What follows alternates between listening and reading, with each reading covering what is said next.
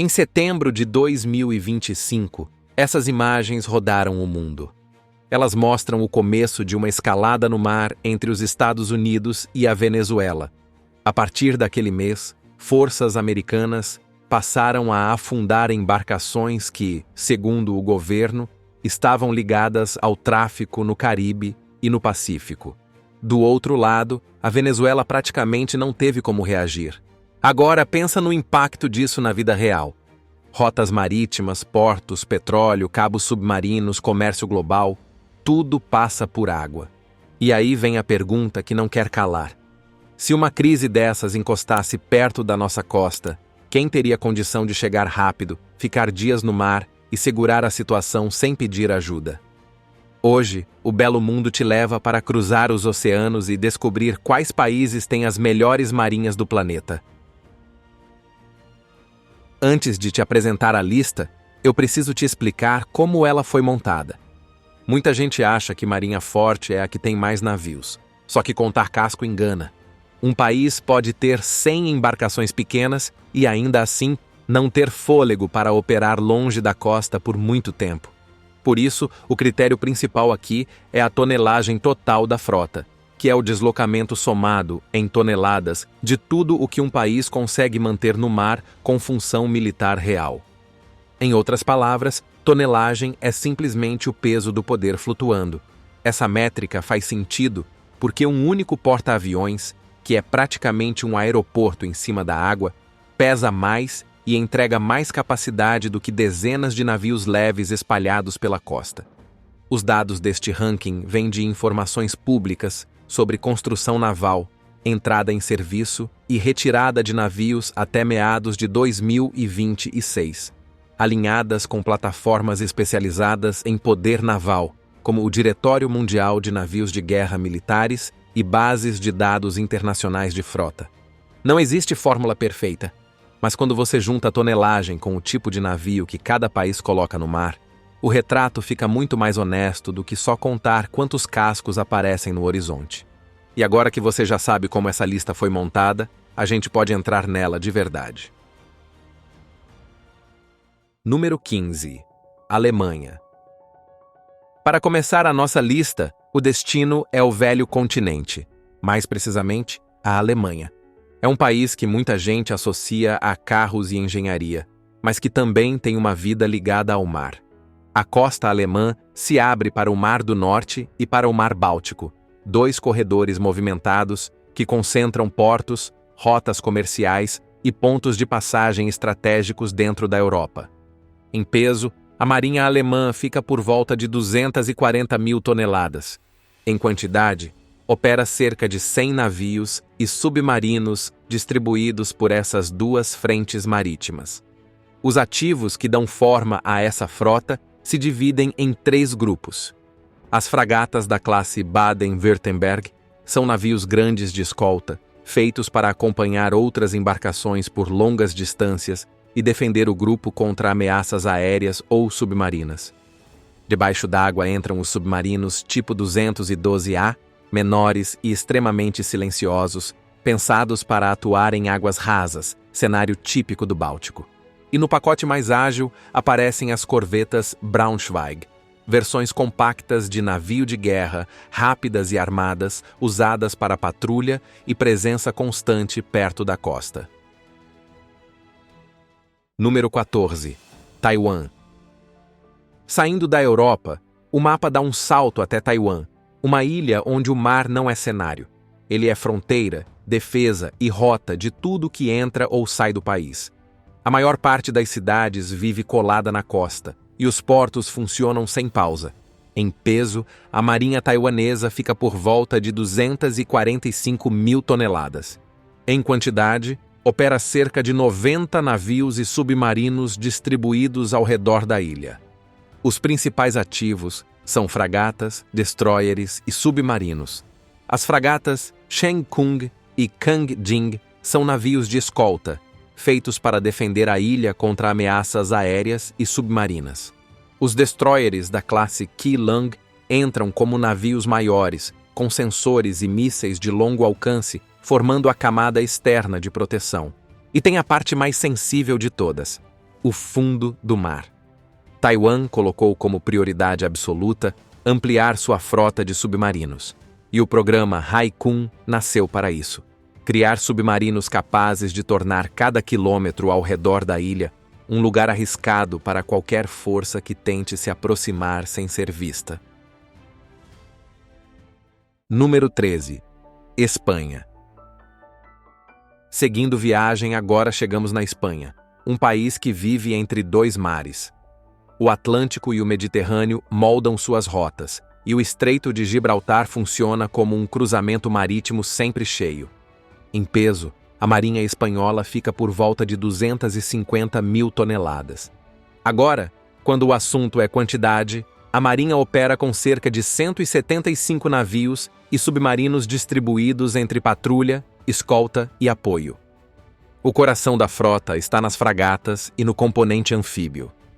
As fragatas da classe Álvaro de Bazan são navios modernos de escolta equipados com o sistema Aegis, que permite defender a frota contra ataques aéreos com precisão. No lado anfíbio, o destaque é o Juan Carlos I, um navio capaz de transportar tropas, operar helicópteros e servir como base de comando, ampliando muito o alcance das missões espanholas. Debaixo d'água, a Espanha investe no projeto S-80 Plus, uma nova geração de submarinos que desperta interesse internacional. Número 12. Irã. O Irã fica debruçado sobre o Golfo Pérsico, perto de gargalos marítimos por onde passam navios de petróleo, carga e comércio global todos os dias. Aqui, o poder naval não é sobre tamanho. É sobre transformar cada passagem em um lugar desconfortável para qualquer intruso. Em peso, a marinha iraniana fica por volta de 285 mil toneladas. Em quantidade, opera cerca de 110 navios e submarinos, divididos entre a marinha regular e a guarda revolucionária. Na marinha tradicional, aparecem fragatas e corvetas, como as da classe Mudj, que atuam como navios de escolta e presença regional. Debaixo d'água, o país mantém submarinos Kilo e pequenos mini-submarinos Gadir, feitos para operar perto da costa e emboscar navios maiores. A segunda camada vem da Guarda Revolucionária, famosa por usar lanchas rápidas e táticas de enxame, que transformam o litoral iraniano em um quebra-cabeça difícil de enfrentar. Número 11. Indonésia. A Indonésia não é só grande, ela é espalhada. São mais de 17 mil ilhas formando um arco que liga o Sudeste Asiático ao Pacífico. Cidades costeiras, vilarejos sobre palafitas, rotas de pesca e corredores de comércio fazem do mar a principal estrada do país.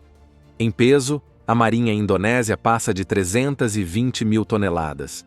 Em quantidade, opera cerca de 340 navios e submarinos espalhados por esse labirinto de água e terra. Os ativos refletem essa geografia fragmentada. As fragatas da classe Marta Dinata fazem escolta e proteção das rotas principais. As corvetas entram como navios menores e rápidos, úteis para patrulhar a costa. E no lado anfíbio, entram os navios do tipo Macassar, que transportam tropas, operam helicópteros e até ajudam em missões humanitárias quando ilhas são atingidas por desastres. Número 10. Turquia. A Turquia vive sentada em cima de um dos cruzamentos marítimos mais tensos do mundo. De um lado, o Mar Negro. Do outro, o Egeu e o Mediterrâneo. 3 mares, 3 tabuleiros diferentes, todos passando praticamente pela mesma porta. Esse mapa explica por que a marinha turca nunca foi pensada só para patrulha. Ela foi pensada para presença constante em zonas de atrito. Em peso, a frota turca fica por volta de 350 mil toneladas. Em quantidade, opera cerca de 190 navios e submarinos distribuídos por esses 3 mares. Os ativos que definem o conjunto são as corvetas e a capacidade anfíbia. As corvetas Ada, do projeto Milgen, por exemplo, são navios pequenos e modernos, feitos para patrulha, escolta e defesa costeira. um cartão de visitas do esforço turco de produzir seus próprios navios. No topo do pacote, aparece o TCG Anadolu, um navio anfíbio que funciona como plataforma aérea e base flutuante, ampliando muito o alcance da Marinha. Número 9. Itália. Se o Mediterrâneo tivesse um manual de instruções, a Itália estaria na capa. O país ocupa uma posição que toca rotas da Europa, do norte da África e do Oriente Médio, com portos e áreas de patrulha que raramente ficam silenciosos. Em peso, a Marinha Italiana fica por volta de 390 mil toneladas. Em quantidade, opera cerca de 285 navios e submarinos entre escolta, apoio e projeção. O pacote italiano é completo e tem um detalhe importante.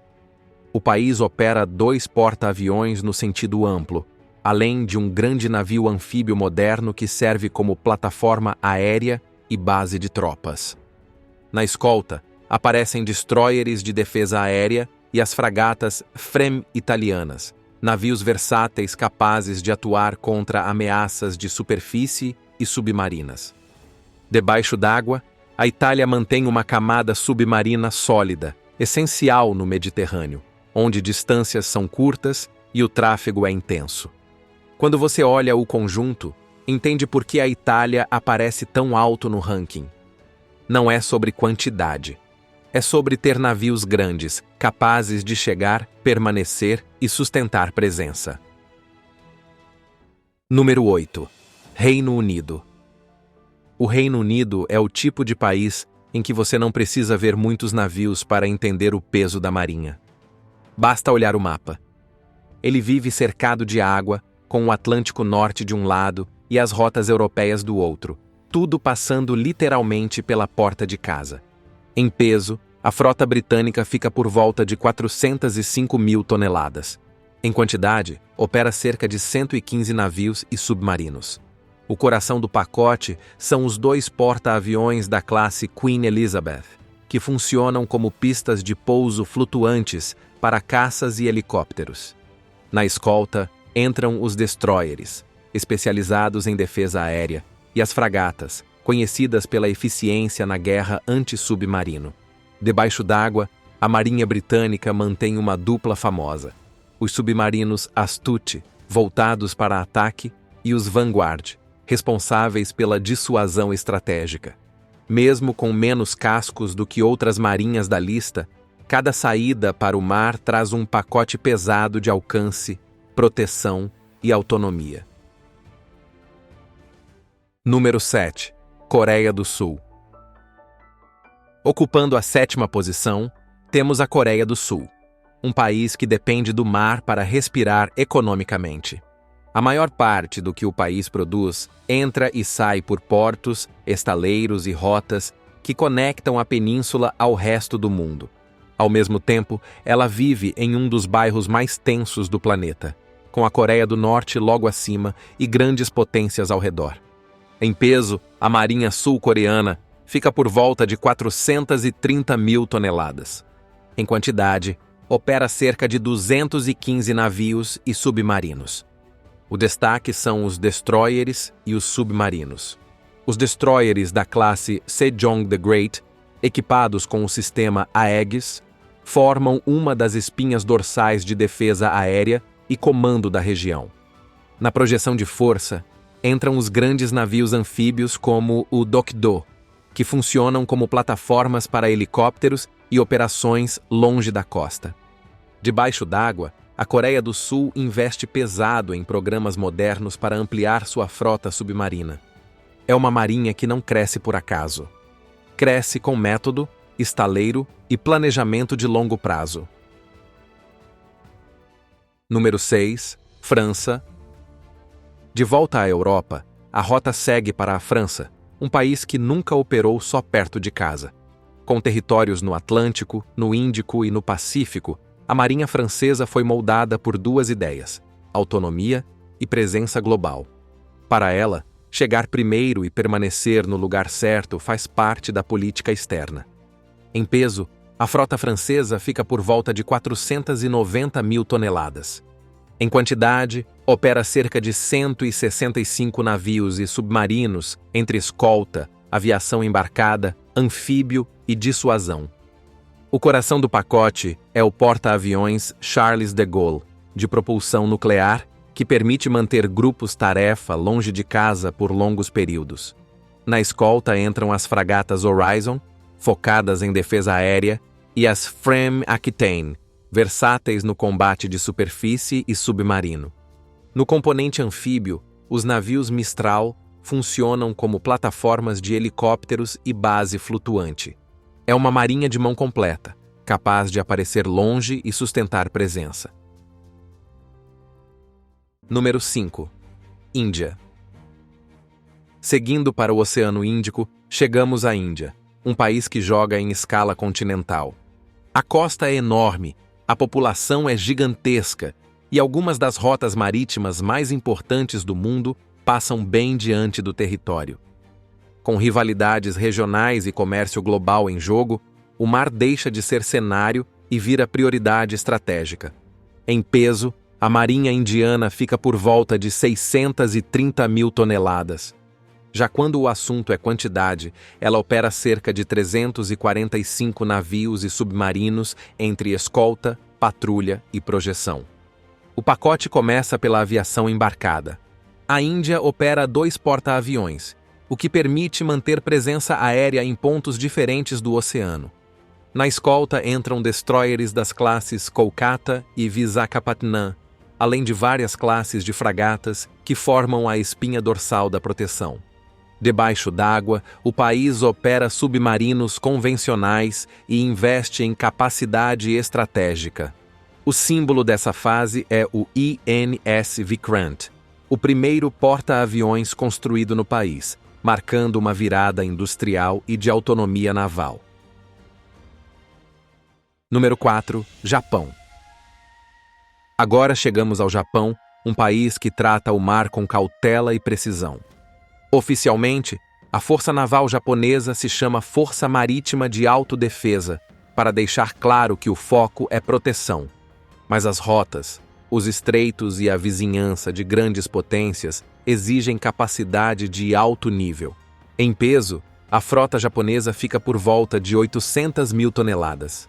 Em quantidade, opera cerca de 160 navios e submarinos. O pacote japonês é famoso pela qualidade da escolta e da guerra anti-submarino. A frota inclui destroyers com sistema Aegis, fragatas modernas e uma camada submarina robusta, treinada para detectar e acompanhar ameaças invisíveis.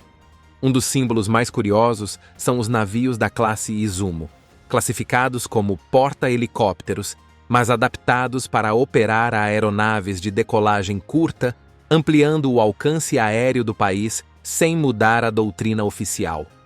O resultado é uma marinha que não impressiona pela quantidade, mas pela integração, tecnologia e treino. Silenciosa, organizada e extremamente eficiente. Número 3. Rússia. Levando a medalha de bronze, o destino é a Rússia, um país que não joga o jogo de aparecer no horizonte com pistas de pouso flutuando. Ela joga o jogo de negar espaço. A Rússia não tem um mar só. Ela se espalha pelo Ártico, Mar Báltico, Mar Negro e Pacífico, com frotas separadas por grandes distâncias e gargalos naturais. Isso moldou uma marinha projetada para ameaçar sem se expor. Em peso, a frota russa fica por volta de 1.400.000 toneladas. Em quantidade, opera cerca de 750 navios e submarinos.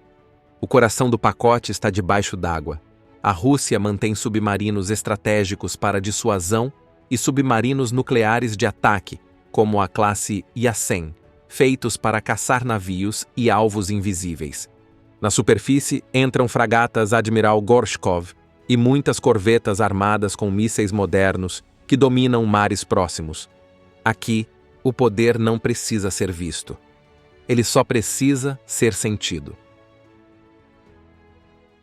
Número 2. China. Em segundo lugar, temos a China, a maior transformação naval das últimas décadas. Em poucas gerações, o país passou de marinha costeira para uma força que opera em mar aberto, com estaleiros em ritmo industrial e novos navios sendo lançados como em linha de montagem. Em peso, a frota chinesa fica por volta de 3.200.000 toneladas. Em quantidade, opera cerca de 840 navios e submarinos, uma das maiores do planeta. O pacote começa pela aviação embarcada. A China opera 3 porta-aviões, incluindo o moderno Fujian, equipado com sistema avançado de lançamento de aeronaves.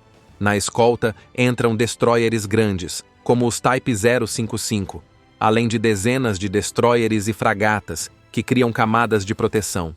E debaixo d'água, a frota submarina cresce sem pausa. Número 1. Estados Unidos. Fechando o pódio, levando a medalha de ouro, a nossa viagem chega à terra do tio Sam. Os Estados Unidos têm a única marinha do planeta pensada não para um mar, mas para o mundo inteiro. É presença no Atlântico, no Pacífico, no Índico e em dezenas de portos aliados que servem como pontos de reabastecimento e apoio. Em peso, a frota americana fica por volta de 8.300.000 toneladas. Em quantidade, opera cerca de 465 navios e submarinos. O coração do pacote é a aviação embarcada. Os Estados Unidos operam porta-aviões nucleares em larga escala, com classes como Nimitz e Ford, que funcionam como aeroportos completos no mar. Na escolta entram os destroyers Arleigh Burke, cruzadores e navios de apoio que mantêm grupos-tarefa longe de casa por meses. Debaixo d'água, o país opera submarinos de ataque e submarinos estratégicos, formando a camada de dissuasão. Aqui, a tonelagem não é só grande. Ela é desproporcional, porque cada casco carrega um pedaço inteiro de poder global. E como você já pode ter percebido ao longo da lista, o Brasil não aparece entre as 15 melhores marinhas do mundo quando o critério é o peso do poder flutuando. Hoje, a Marinha Brasileira tem uma frota respeitável em número, com 69 embarcações espalhadas entre fragatas, corvetas, submarinos e navios de patrulha, que operam tanto na costa quanto nos rios. Só que, quando a gente olha para a tonelagem total, que gira em torno de 166.000 toneladas, a diferença para os gigantes do topo fica clara. Isso não quer dizer que a Marinha Brasileira não tenha importância. Pelo contrário, ela cumpre um papel estratégico dentro do nosso contexto. Mas, no jogo das grandes potências e da presença global, a gente ainda está longe de disputar peso. E aí eu te pergunto, isso te surpreendeu ou você já imaginava esse resultado? Conta pra gente aí nos comentários, que a gente sempre lê. Se curtiu essa viagem pelos mares do mundo, deixa o like, compartilha com quem ama história e geopolítica e se inscreve no canal para continuar explorando os cantos mais fascinantes do planeta com a gente. A gente se vê no próximo vídeo.